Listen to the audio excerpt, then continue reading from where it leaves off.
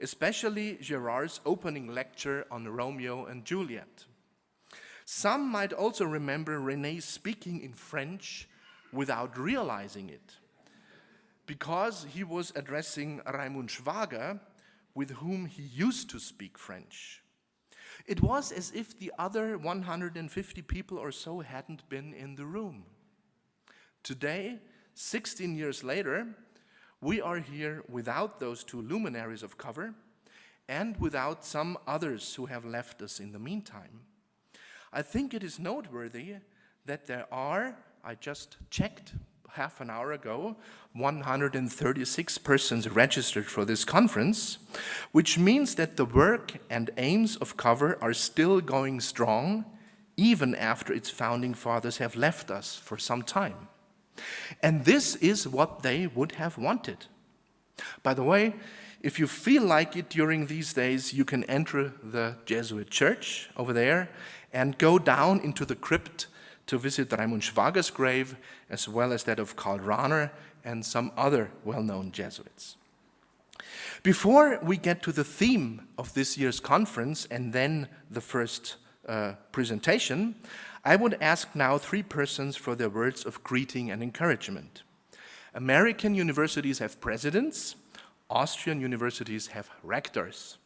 So the first greeting will come from Innsbruck University Vice Rector for Research, Ulrike Tanzer, who has also allocated funds to this conference, for which we thank her very much. The second greeting will be from the Dean of our faculty, Josef Quitterer, whom I also thank for his support in every respect. And the third words of greetings will be from Cover President Jeremiah Olberg. Please come up to say your words of encouragement for our conference.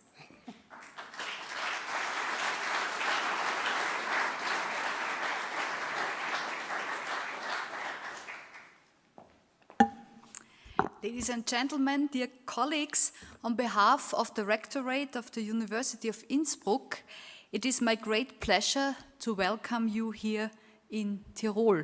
I hope everyone had a pleasant journey and that some of you already had the opportunity to spend some time in our beautiful city or its surroundings. I'm really impressed. Other people are planning their holidays at this time or are already on holiday, but the faculty here is making one conference after the other. I still remember my greetings on Monday morning when you had the presidents of the Jesuit universities worldwide here as guests, and it's a pleasure to open the conference of the colloquium on violence and religion cover in our festival here, so to say, because the University of Innsbruck is celebrating its 350th birthday this year, and it's an honor for us to have you as guests once again after quite a long period. It was already mentioned by Nikolaus Wandinger that you have been here in the year 2003. COV&R is an interdisciplinary group of scholars who work with René Girard's mimetic theory with the aim to explore, criticize, and develop the mimetic model of the relationship between violence and religion in the genesis and maintenance of culture. The colloquium is concerned with questions of both research and application, and scholars from various fields and diverse theoretical orientations will be encouraged to participate both in the conferences and the publications sponsored by the colloquium, but the focus of activity will be the relevance of the mimetic model for the study of religion. COV&R was founded in 1990, and its first president was Innsbruck theology professor Raimund Schwager, who developed a long-standing academic relationship with René Girard, as was already mentioned, and this has been documented by the publication of their extensive correspondence from 1974 to 1991. Wolfgang Palava has also served as a COV&R president, and he told me that all 4 presidents are here today, and it's a very good signal for the solidarity and, of course, for the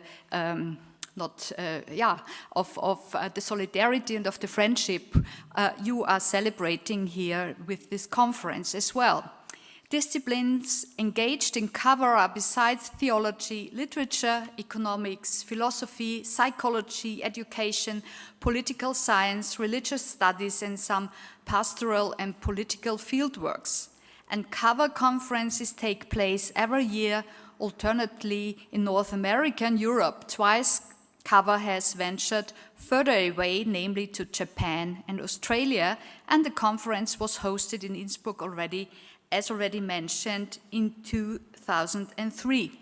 So the concept of COV&R is also the concept of our research fields and of our system of focusing and of encouraging research work, being interdisciplinary, being international. So this conference fits perfect in the profile of the University of Innsbruck, who is very much delighted to have cooperations with so many international colleagues and international institutions. So I'm deeply convinced that the importance of international conferences like this cannot be overestimated. It's not only the scientific insights and new perspectives one gains from the presentations, but also the personal contacts and conversations during the coffee breaks and social events that make these meetings so invaluable.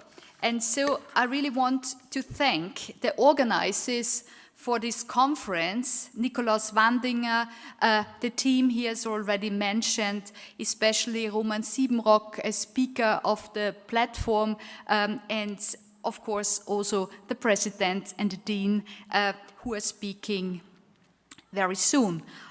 And I hope you all enjoy your stay in Innsbruck. I wish you an inspiring and successful meeting, and I'm looking forward to your presentation and your speak.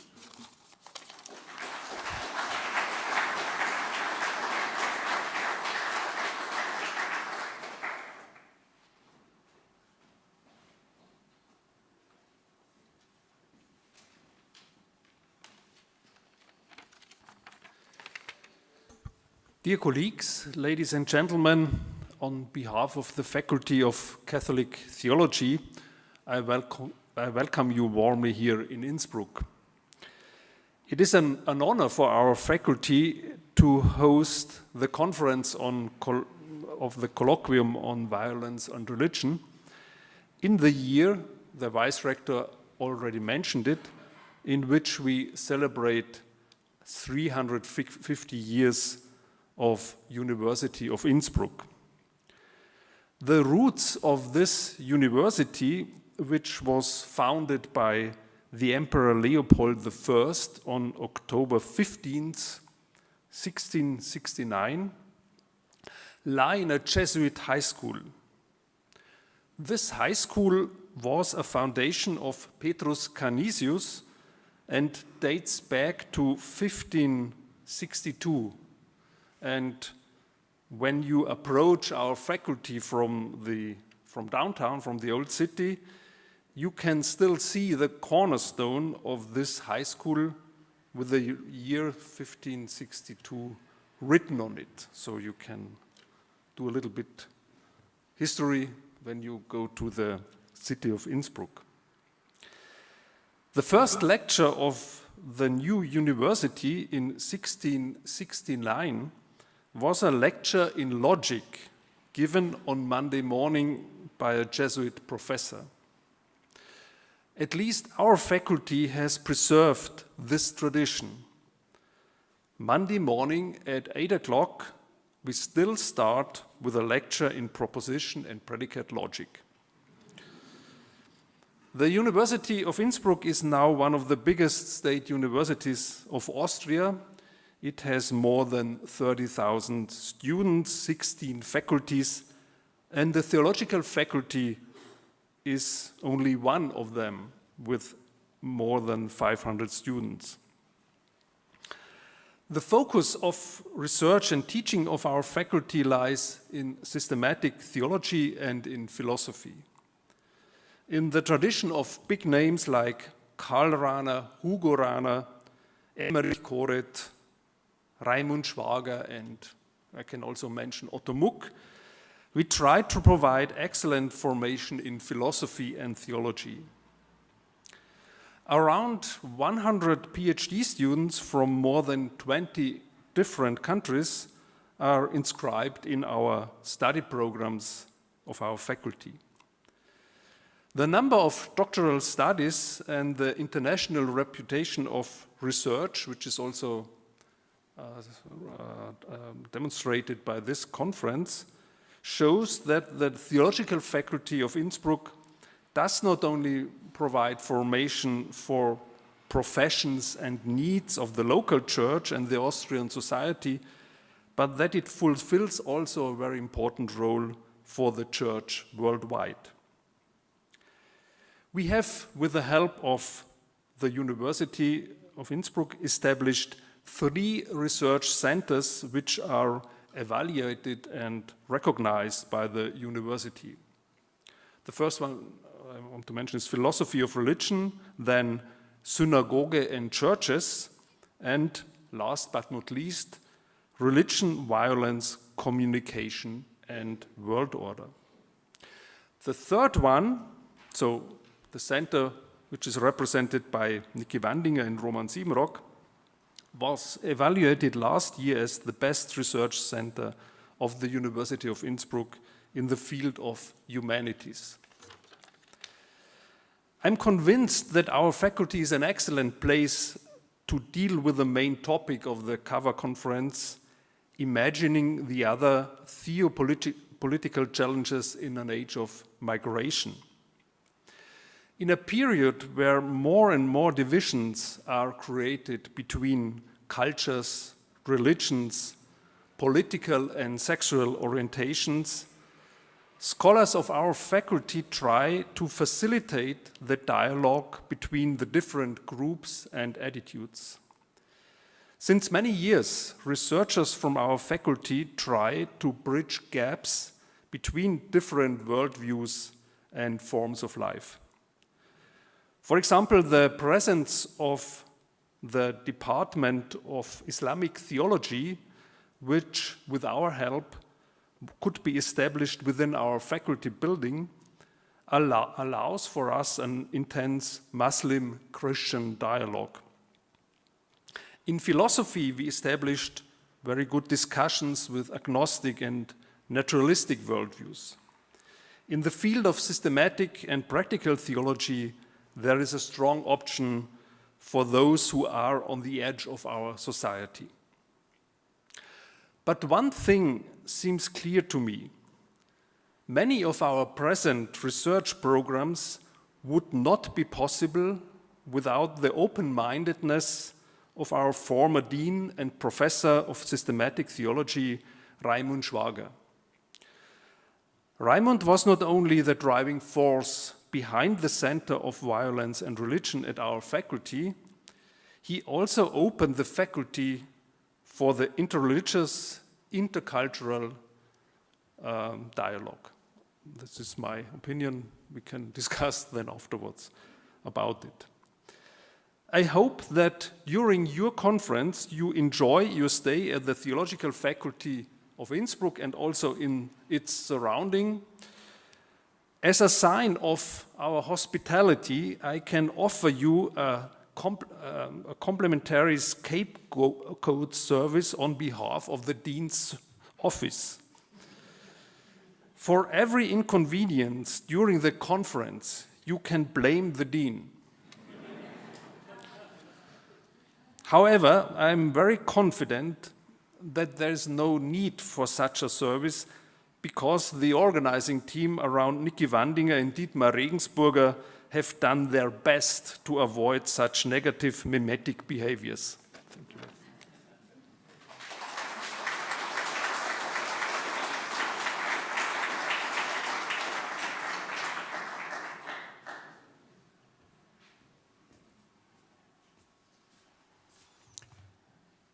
want to add my own word of welcome to all of you. Your presence and your participation are precisely what gives life to the colloquium on violence and religion, and without it, we simply cease to exist.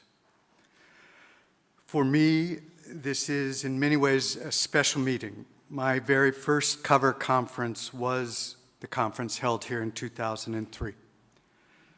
Friendships were begun here at that time that have continued to this day. Innsbruck somehow represents friendship to me.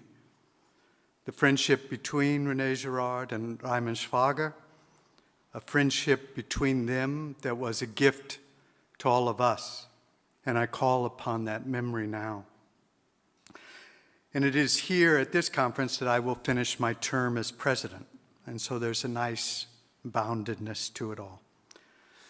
I have 3 points I'd like to briefly share with you. First of all, we are all aware that the topic chosen for this year's conference is not some merely academic catchphrase being used to give an appearance of unity to a variety of themes. Rather, we are discussing one of the great moral challenges that face the modern world, a challenge that is very complex with ramifications that extend, perhaps indirectly and mediately, but nevertheless extend into each one of our lives. I will not rehearse for you the arguments to be made about policies concerning immigration, refugees, asylum, international law. That is what we will be discussing. But I will caution that rarely have we directly addressed at a conference a topic so fraught with mimetic complications in terms of the policies that some people find necessary and others find repugnant. It will require not only intellectual acumen, but also charity, forbearance, and humility if we are to make a contribution to a solution to this problem that is worthy of people like René Girard and Raimund Schwager. Second, this morning, to my pleasant surprise, I received an email from Martha Girard, René's widow, and I would like to share it with you. Dear Jay, you must be arriving in Innsbruck now, and in my mind, I am there too. In your presidential address in 2016, you described cover this way, quote, "It is a colloquium, a discussion among friends," close quote. For the participants, cover was also a source of intellectual and spiritual stimulation. From my perspective, it was always primarily a meeting of friends. Some of the friends have been there from the beginning. Some will be returning to an institution that holds a special place in our memories. It is now over a decade since the last meeting that René attended, but I think you can feel his presence. Looking at this year's program, I see so many names I don't recognize, and I find it reassuring that there are so many new members joining the group. The topic couldn't be more timely. I hope that the same colloquial spirit will continue to reign. Thank you for all that you have done to make that happen. Affectionately, Martha. Then finally, ich muss etwas auf Deutsch sagen. Und zwar, ich glaube, dass wir, das heißt Cover, es nicht als selbstverständlich gelten soll, dass wir hier nach Innsbruck für eine Tagung kommen können und das alles auf Englisch ist. Es sagt etwas mehr als einfach eine Fremdsprache zu meistern. Es sagt etwas über die Bereitschaft für Dialog hier in Innsbruck. Eine Bereitschaft, die zuerst in René Girard und Raimund Schwager realisiert wurde und dann Jahre und Jahrzehnte lang weitergemacht wurde. Diese Bereitschaft, auf Englisch ein Dialog zu halten, ist ein Akt der Großzügigkeit und Gastfreundschaft. Und im Namen aller unserer Mitglieder, ich danke der Universität, der Theologischen Fakultät und alle Mitarbeiter und Mitarbeiterinnen ganz herzlich dafür. Danke.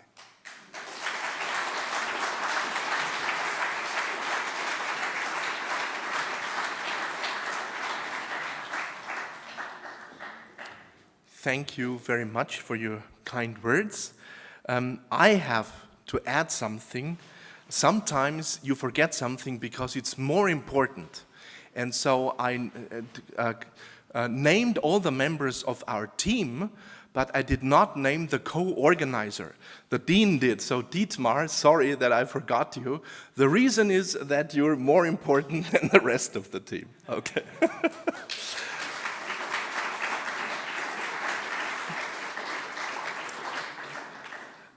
As Jay said, this year's theme, Imagining the Other, Theopolitical Challenges in an Age of Migration, it has been a hot topic at least for the past 4 years, when migration entered the headlines as a major phenomenon.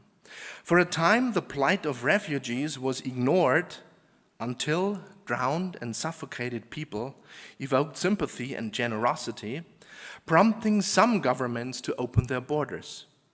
Many volunteers welcomed the refugees and tried to help, but soon they were derided as do-gooders and accused of creating the very migration they were claiming to alleviate.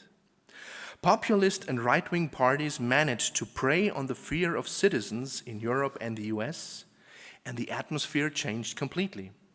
Many a government was voted out of office, and others changed their policies and reverted to a strict regime of prevention and exclusion.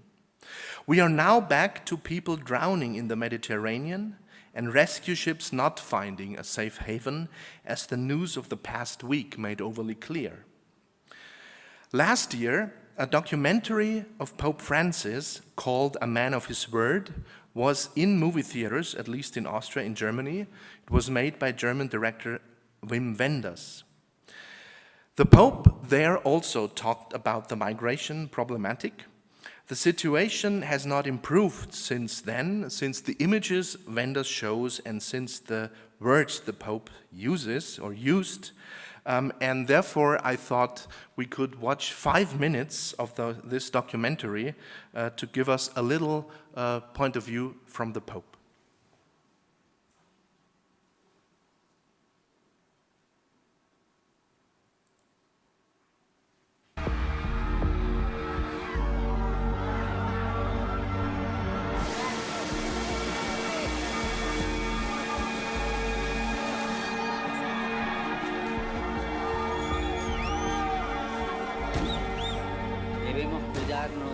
De un triste signo de la globalización de la indiferencia que nos va acostumbrando lentamente al sufrimiento de los otros, como si fuera algo normal. Es trágico el aumento de los migrantes que no son reconocidos como refugiados en las convenciones internacionales. No podemos permanecer indiferentes ante esto. No tenemos derecho.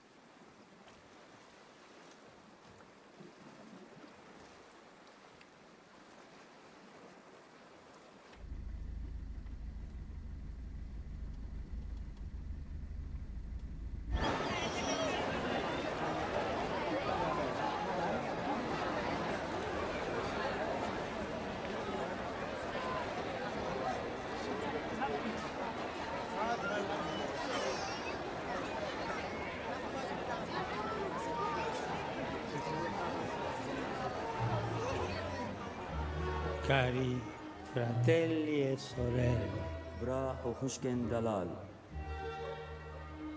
oggi ho voluto stare con voi من إيرو خاست أز بورابم e vorrei dirvi che non siete soli. وجوارا بيجم In questi mesi e settimane avete patito molte sofferenze nella vostra ricerca di una vita migliore. Molti di voi si sono sentiti costretti a fuggire da situazioni di conflitto e di persecuzione, soprattutto per i vostri figli, per i vostri piccoli. Avete fatto grandi sacrifici per le vostre famiglie. Conoscete il dolore di aver lasciato dietro di voi tutto ciò che vi era caro. E quel che è forse più difficile, senza sapere che cosa il futuro avrebbe portato con sé. Dio ha creato il genere umano perché formi una sola famiglia. Quando qualche nostro fratello o sorella soffre, tutti noi ne siamo toccati. Siamo venuti per richiamare l'attenzione del mondo su questa grave crisi umanitaria e per implorarne la risoluzione. Speriamo che il mondo si faccia attento a queste situazioni di bisogno tragico e veramente disperato e risponda in modo degno della nostra comune umanità. Esa gente es víctima de una injusticia mundial, global. ¿Por qué tienen que dejar su tierra? ¿O por guerra o por hambre? Si vamos a las estadísticas, alrededor del 80% de la riqueza del mundo está en manos de menos del 20% de la humanidad. Hay un desequilibrio en el balanceo económico. Y ese desequilibrio margina, excluye, deja de lado.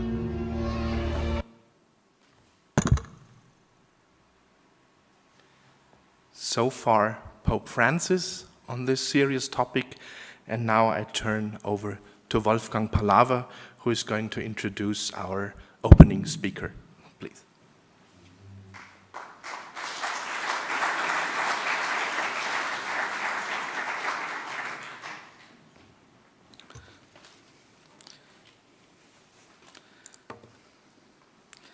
So, dear colleagues, dear Vice President and dear Dean and President, a conference focusing on the theopolitical challenges in an age of migration needs special expertise what it means to live in an age of migration. It is an honor and a pleasure for me to introduce to you Father Peter Palais, a member of the Jesuit order, whose life and work over many years makes him the perfect opening speaker for our conference today. Over more than 20 years, he has been engaged in working with refugees. From 2007 until 2015, he was International Director of the Jesuit Refugee Service. And since 2016, he has been Executive President of Jesuit Worldwide Learning, that provides tertiary education for students living in refugee camps all over the world. Sometimes we Europeans think the most challenging refugee crisis happened 2015 in Europe. This is wrong if you look and have a global perspective. The hotspots of refugees and asylum seekers are not in Europe, but in other parts of the world. Again, Peter Palais helps us to take a global perspective.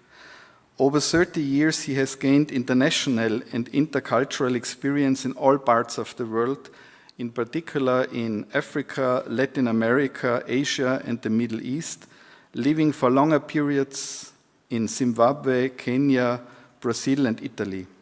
Regular visits to teams and projects led him to more than 50 countries. He holds a master degree, a licentiate in theology, practical ethics from the Instituto San Ignacio Belo Horizonte in Brazil, and an honorable doctorate in law from Gonzaga University in Spokane, United States. I have to have a short warning for the full-blown Girardians in this room. Peter is not a Girardian, and it doesn't have to be, so that's not a requirement to be an opening speaker. But opening his most recent book, Seht den Menschen, die Versuchung zur Macht und das Elend der Flüchtige, Behold the Man, the Temptation of Power, and the Misery of Refugees would be the translation. This book came out in 2017, and I have some copies with me if you are interested and can sell it to a good price. If you look into this book, it shows definitely that Peter Balla has observed mimetic rivalry when he describes, for instance, the sibling rivalry that has broken out in South Sudan in December 2013. So looking into your book, you are not that far away from mimetic theory. We are all pleased to have you with us, and your talk will be on geopolitical challenges in an age of migration, the temptations of wealth, glory, and power, and the misery of the refugees. Thank you for accepting our invitation, Peter.